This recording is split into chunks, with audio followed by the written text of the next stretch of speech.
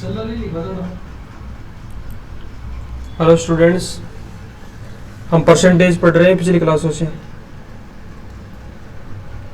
और प्रतिशत में हमने एक वीडियो में काफ़ी सारे क्वेश्चंस डाले हैं। अगर उस वीडियो को आपने नहीं देखा है तो उस वीडियो को देख लीजिए। इसके बाद में इस वीडियो पे आइए आप। इस वीडियो पे हम कुछ क्वेश्चंस करने वाले हैं, इसके साथ साथ कुछ फ्रैक्शंस का मैं आपको उपयोग करना सिखाऊंगा यहाँ से। जैसे आपके सामने दिया हुआ हो 83.33%, इसको कैसे आप चेंज करोगे यहाँ पे, वो चीज़ देखेंगे। सबसे पहले देखिए यहाँ पे इसको अगर हम ब्रेक करना चाहें तो इसको हम तोड़ सकते हैं। यहाँ पे 50% प्लस 33.33%। 50% का मतलब आपको पता है 1/2 होता है, और इसका जो मतलब होता है यहाँ पे होता है 1/3 होता है। इनको अब आप ऐड कर लीजिए। यहाँ पे ऐड करोगे तो यहाँ पे एलसीएम आ जाएगा 6, ये 3 और ये 2, तो ये इसका मतलब हो गया 5/6 हो गया। इस प्रकार से इसको आप एक दूसरे तरीके से भी सोच सकते हो। आपको पता है 1/6 कितना होता है, ये होता है 16 सही 2/3% होता है। इसको आप ऑब्जर्व कीजिए लगभग इसका कितना गुना है। यहाँ पे ये है लगभग इसका 5 गुना है। देखो 100 तो ये हो जाएगा आपका यहाँ पे 1/6, इसका 5 गुना है तो ये 5/6 हो जाएगा। यहाँ पे आगे देखिए आप, इसमें इस प्रकार से आप है ना इसको फ्रैक्शन को तोड़ सकते हो। जैसे आपके सामने इस प्रकार से दिया हुआ है, जैसे ही दे दिया आपको यहाँ पे,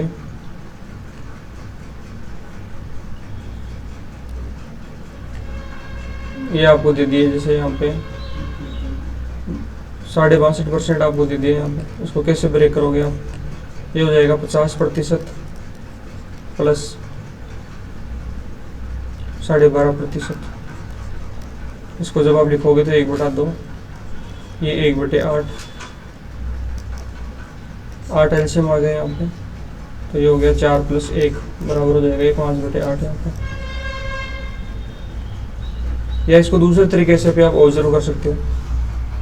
वो तरीका क्या है, 1/8 होता है आपका 12.5%।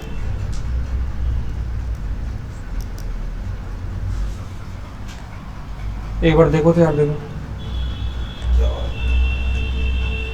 अब देखिए यहाँ पे आप इसको, ये कितना गुना है इसका, लगभग 5 गुना है इसका यहाँ पे, तो ये हो जाएगा आपका 62.5% हो जाएगा यहाँ पे। इसी प्रकार आप और देख सकते हैं 1-2 फ्रैक्शन यहाँ पे। जैसे आपके सामने दिया हुआ है 116 सी 2/3% आपको दिया हुआ है यहाँ पे, ये हो जाएगा 100% प्लस 16 सी 2/3%, ये हो जाएगा 1 + 1/6 इक्वल टू हो जाएगा 7/6 हो जाएगा यहाँ पे। इसी प्रकार आप और लिख सकते हो यहाँ पे काफ़ी सारे फ्रैक्शंस। जैसे 112.5% है, ये हो जाएगा 100% प्लस 12.5%। इसका मतलब 1 + 1/8 बराबर हो जाएगा ये आपका 9/8 हो जाएगा यहाँ पे। इस प्रकार से आप फ्रैक्शंस को ब्रेक कर सकते हैं यहाँ पे। आगे देखिए, देखो आपको मैं एक नेक्स्ट अच्छा सा कॉन्सेप्ट बताता हूँ यहाँ पे। कभी भी अगर आपको दिया हो यहाँ पे, कभी भी अगर इस प्रकार से आपको दिया हो 1% दिया हो कहीं पे भी आपको, तो आप इसको यहाँ पे ब्रेक करके लिख सकते हो b का 1%, आप इसको लिख सकते हो यहाँ पे। ये एक इम्पोर्टेंट कॉन्सेप्ट है। इस कॉन्सेप्ट में हम थोड़ी देर में कुछ क्वेश्चंस करने वाले हैं जो आपको काफ़ी अच्छे लगने वाले हैं, काफ़ी इंपॉर्टेंट भी क्वेश्चन। जैसे क्वेश्चन आपके लिए लिखूँ मैं, आपको 50 का 20% आपको ज्ञात करना है। 50 का 20% आपको ज्ञात करना है, तो इसके एवज में आप क्या कर सकते हो, यहाँ पे आप 20 का 50% निकाल सकते हो। 20 का 50% यहाँ पे आप निकाल सकते हो। दोनों में कोई डिफरेंस नहीं है, दोनों में सेम बात होती है। जैसे अगर आप इसको सोल्व करोगे यहाँ पे, तो 50 और का मतलब हमेशा आपको याद रखना गुणा होता है, 20/100 हो जाएगा यहाँ पे। तो इसको जब आप सॉर्ट आउट करोगे ना यहाँ से, तो ये आपका हो जाएगा यहाँ पे 10 हो जाएगा। इसी प्रकार यहाँ पे अगर आप इसको करोगे तो 20 × 50/100 होगा ये, तो ये भी आपका 10 हो जाएगा यहाँ पे। तो इस प्रकार से एक इम्पोर्टेंट कॉन्सेप्ट है आपका, इस पे आपको थोड़ा सा ध्यान देना है। जैसे एक क्वेश्चन और लिखूँ मैं आपके लिए, जैसे आपके लिखूँ मैं 40 का 10% लिख दिया मैंने आपके लिए, ये 10 का 40%, ये दोनों सेम बात होगी आपके यहाँ पे। तो इसका मान हो जाएगा यहाँ पे 4 और इसका मान भी 4 हो जाएगा इस प्रकार से। इस कॉन्सेप्ट में हम काफ़ी सारे क्वेश्चंस करेंगे यहाँ पे, तो आप देख लीजिए इसमें नेक्स्ट स्लाइड में देखिए आप इसको। जैसे आपके सामने ये दिया हुआ है, देखो यहाँ पे दिया हुआ है 5.12% ऑफ 3750, ये आपको दिया हुआ है यहाँ पे। देखो इस क्वेश्चन को अगर आप बेसिक तरीके से हल करना चाहते हो तो आपको पता है काफ़ी लेंथी हो जाएगा, तो इस क्वेश्चन में आपको स्मार्ट अप्रोच लगानी है। क्या लगानी है? तो देखिए यहाँ पे 2 संख्या बाद में पॉइंट है इसमें, तो अगर मैं यहाँ से ये 2 संख्या बाद वाला पॉइंट अगर मैं यहाँ से हटाकर अगर इसको इस प्रकार से लिख दूँ, इसे 37.5 लिख दूँ यहाँ पे, तो इसमें तो कोई दिक्कत नहीं है मेरे हिसाब से। अब ये 512 अपनी जगह पे है, और आपको पता है 1/8 होता है, 1/8 वो होता है 12.5% होता है आपका, लेकिन ये इसका लगभग 3 गुना है यहाँ पे। तो इसका मतलब हो गया ये 3/8 हो गया यहाँ पे। तो जब आप इसको सोल्व करोगे यहाँ पे, तो ये आपका यहाँ से कट जाएगा 64 टाइम, तो ये आपका यहाँ पे हो जाएगा 192 हो जाएगा इस प्रकार से। तो इस क्वेश्चन का जो आंसर आ गया वो 192 आ गया इस प्रकार से। दूसरा क्वेश्चन और देखिए, यहाँ पे दिया हुआ है 199.98% ऑफ 2222, ये दिया हुआ आपको यहाँ पे। तो ये संख्या जो है आपकी यहाँ पे, ये 2 संख्या बाद पॉइंट यहाँ पे, यहाँ से हटा के आप इसको इस 2 संख्या बाद में पॉइंट यहाँ लगा सकते हैं, इस पर आपको कोई दिक्कत नहीं है। अब ये हो जाएगा 19998 इंटू 22%। अब आपको पता है 1/9 होता है आपका, वो होता है 11.11% होता है आपका यहाँ पे।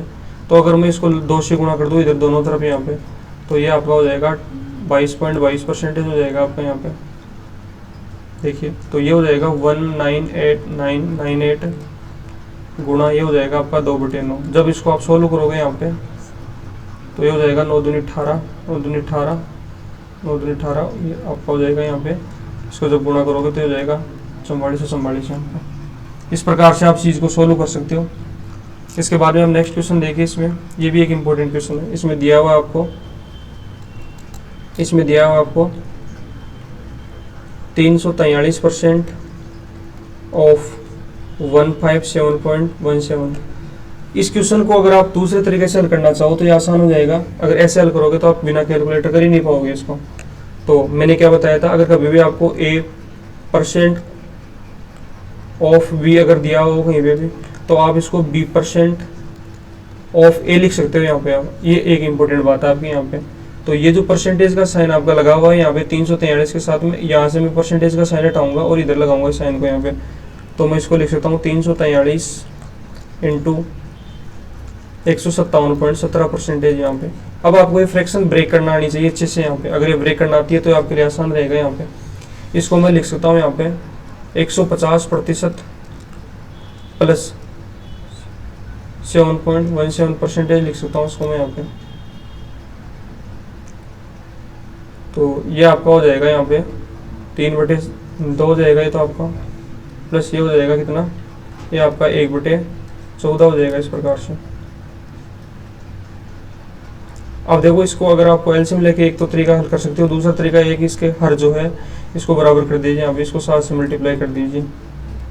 अब ये हो जाएगा आपका 22/14 हो जाएगा, जिसको आप सॉर्ट आउट करोगे तो ये हो जाएगा आपका 11/7 हो जाएगा यहाँ पे। तो 343 का आपको 11/7 निकालना है यहाँ पे। तो इसको काटोगे आप तो ये हो जाएगा आपका 728 हो गया, कितना बच गया यहाँ पे 7 63 49। तो इसको गुणा करोगे तो 44 और 9 कितना हो गया आपका 53। ये आपका आंसर आ गया इस प्रकार से 539 आ गया। नेक्स्ट क्वेश्चन देखिए आप यहाँ पे। अगला क्वेश्चन देखिए आप, इसमें क्या दिया हुआ है आपको, इंपॉर्टेंट क्वेश्चन है। किसी संख्या को 25% बढ़ाने की जगह 25% कम कर दिया जाए तो परिणाम में प्रतिशत त्रुटि ज्ञात करो।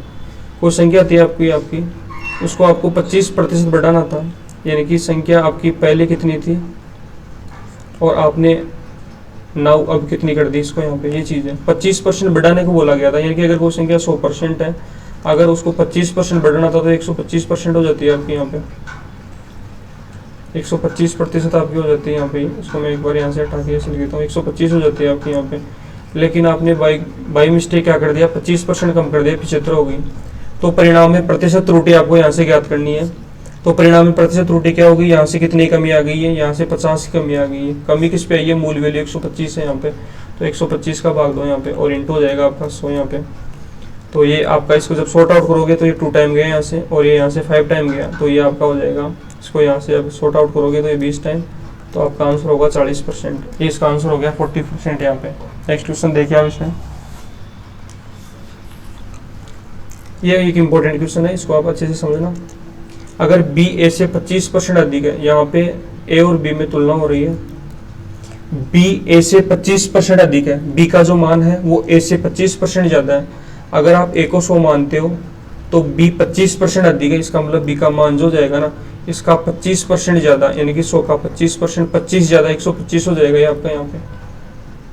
तो आपको बोला गया ए बी से कितना परसेंट कम है, तो ए जो है आपका ए, ये बी से कितना परसेंट कम है। तो सबसे पहले ये देखिए कि इसे कितना कम है, तो ये इसे यहाँ पे 25 कम है। परसेंटेज बोला गया आपको कि ए बी से कितना परसेंट कम है, ए बी से कितना परसेंट कम है। अब हमेशा याद रखना, जिससे तुलना होती है, जिससे तुलना होती है, तुलना होती है, वह हमेशा नीचे होता है, वह हमेशा नीचे आता है, नीचे आता है। ये एक इंपॉर्टेंट बात है आपकी यहाँ पे, इसको ध्यान रखना है। यहाँ पे आपको बोला गया ए बी से कितना परसेंट कम है, तो बी से कितना परसेंट कम है, बी से तुलना हो रही है यहाँ पे, तो बी का मान यहाँ पे 125 है, तो 125 आपका नीचे रहेगा यहाँ पे, और ये आपका यहाँ पे 25 कम है, और इंटू हो जाएगा आपका 100 यहाँ पे। तो इसको जब आप सॉर्ट आउट करोगे तो ये 5 टाइम गए यहाँ से, और ये आपका आ जाएगा 20% यहाँ पे, तो इससे 20% कम है यहाँ पे। ये इसका आंसर हो गया इस प्रकार से। देखो इसको अगर आप फ्रैक्शन से हल करना चाहो इस क्वेश्चन को, तो इसको लिए भी आपको तरीका बता देता हूँ क्या होगा यहाँ पे। देखिए बी ए से 25% अधिक है, बी ए से 25% अधिक है, तो 25% की जो मीनिंग होती है वो होती है आपकी 1/4 होती है। और बोला गया है बी ए से 25% अधिक है, यानी कि ए से 25% अधिक है बी। अगर यहाँ पे जिससे तुलना होती है वो नीचे आता है, तो ए जो है बी ए से, यानी कि ए का मान अगर 4 होगा यहाँ पे, तो बी 25% ज्यादा, यानी कि 4 का 25% आपका जो 1 है ना, ये 1 ज्यादा हो जाएगा यहाँ पे 5। तो आपको बोला गया है ए बी से कितना परसेंट कम है, तो ए कितना कम है यहाँ पे देख लीजिए। आप बोलोगे सर ए कम है यहाँ पे किससे, बी से, तो बी नीचे 5, और परसेंटेज के लिए 100 से गुणा कर दें यहाँ पे, तो ये आपका यहाँ पे आ जाएगा कितना, वो आपका 20% आ जाएगा इस प्रकार से। तो ये तो आपका फ्रैक्शन वाला तरीका हो गया, और ये आपका परसेंटेज तरीका हो गया। फ्रैक्शन वाला तरीका आसान रहेगा आपके लिए, क्योंकि जब फ्रैक्शंस आपकी पॉइंटों में जाती है तो वहाँ पे आपको डिफिकल्टी फील होती है इसके अंदर। नेक्स्ट देखिए आप इसके अंदर अगला क्वेश्चन, इंपॉर्टेंट क्वेश्चन है, इसको भी देखिए आप यहाँ पे।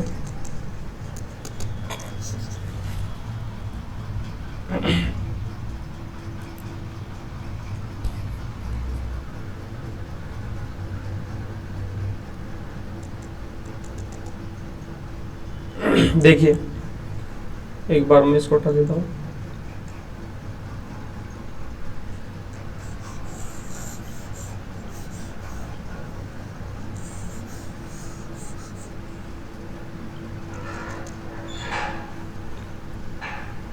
बी की आय ए की आय से 16 से 2/3% अधिक है। यहाँ पे ए और बी में तुलना हो रही है, यहाँ पे ए और बी में तुलना हो रही है। बोला गया है बी की आय ए की आय से 16 से 2/3% अधिक है। तो 16 से 2/3% की फ्रैक्शन क्या होती है, ये होती है 1/6 होती है। यहाँ पे आपको बोला गया बी की आय ए की आय से 16 से 2/3% अधिक है। बी की आय ए की आय से, मैंने ये कहा जिससे तुलना होती है नीचे आता है। बी की आय ए की आय से, तो ए की आय आपकी 6 हो गई यहाँ पे, और बी की आय अधिक है तो यहाँ पे 1 अधिक हो जाएगी 1 यूनिट आपके यहाँ पे, तो ये 7 हो जाएगा यहाँ पे। ए की आय बी की आय से कितना परसेंट कम है, तो ए की आय बी की आय से कितना कम है यहाँ पे, ये 1 यूनिट कम है। किससे, बी से तुलना हो रही है 7 से, तो परसेंटेज के लिए 100 से गुणा कर देंगे यहाँ पे हम इसको, तो आ जाएगा 14.28% आ जाएगा इस प्रकार से। तो इसका आंसर जो हो गया आपका सी आंसर हो गया। नेक्स्ट क्वेश्चन देखते हैं यहाँ से। अगला क्वेश्चन भी इसी प्रकार का क्वेश्चन है। इसमें बोला गया ए और बी में तुलना हो रही है। बोला गया ए बी से 12.5% कम है। 12.5% की फ्रैक्शन क्या होती है, 12.5% की फ्रैक्शन होती है 1/8। ए बी से 12.5% कम है, 20 से 12.5% कम है। अगर बी का मान यहाँ पे 8 यूनिट है तो ए 12.5%, यानी कि 8 का 12.5% ए कम है, तो ये हो जाएगा यहाँ पे 7। तो आपको बोला गया बी ए से कितना परसेंट अधिक है, तो बी ए से कितना अधिक है यहाँ पे, तो बी ए से जो अधिक है यहाँ पे 1 यूनिट है और ए से तुलना हो रही है, तो ये आपका एक बार फिर से कितना आ जाएगा, 14.28%। नेक्स्ट क्वेश्चन देखिए अब इसमें, एक महिला की मजदूरी पुरुष की मजदूरी से 37.5% कम है, तो एक पुरुष की 7 दिनों की मजदूरी एक महिला की 10 दिनों की मजदूरी से कितना परसेंट अधिक या कम है। तो यहाँ पे जो तुलना हो रही है महिला और पुरुष में हो रही है, महिला और पुरुष में यहाँ पे तुलना हो रही है। क्या बोला गया, महिला की मजदूरी पुरुष की मजदूरी से 37.5% कम है। 37.5% की फ्रैक्शन मैंने आपको पहले भी बता दी है, ये होती है 3/8 होती है यहाँ पे।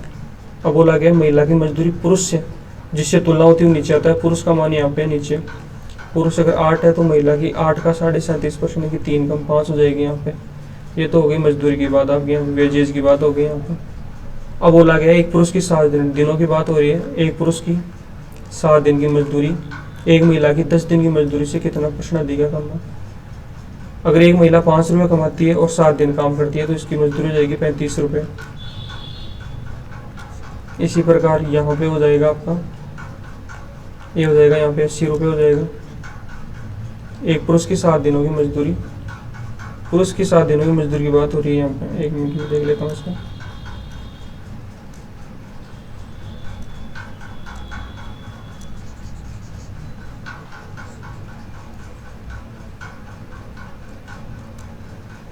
पुरुष की 7 दिनों की मजदूरी एक महिला की 10 दिनों की मजदूरी से, तो यहाँ पे ये हो जाएगा टोटल 50 हो जाएगा यहाँ पे, और ये हो जाएगा आपका 56 यहाँ पे।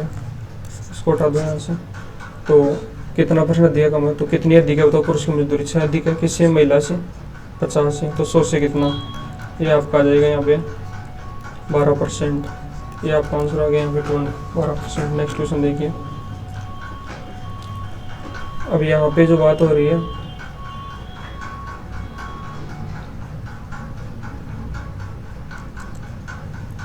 किताब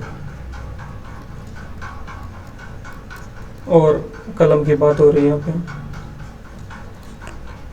एक किताब की कीमत कलम की कीमत से 86.3% अधिक है। इसकी फ्रैक्शन होती है 1/6 होती है।